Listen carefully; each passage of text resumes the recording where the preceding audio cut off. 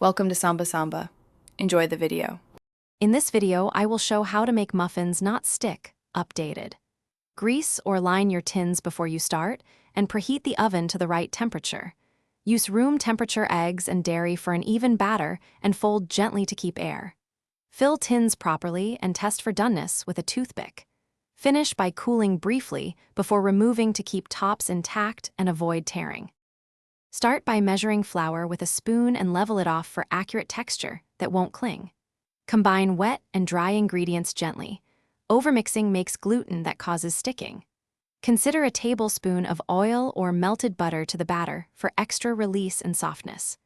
Also avoid overly wet add-ins and distribute fruit or chocolate chips lightly to prevent pockets of steam that cause adhesion during baking. Line your muffin tin with paper or silicone liners, or apply a thin, even coat of baking spray to every cup. Fill cups 2/3 full for even rise and keep oven rack centered for consistent baking. Let muffins cool in the tin for about 5 minutes, then run a thin knife around edges before lifting.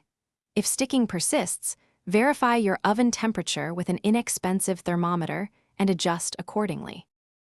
Thanks for watching. Consider subscribing if we helped you.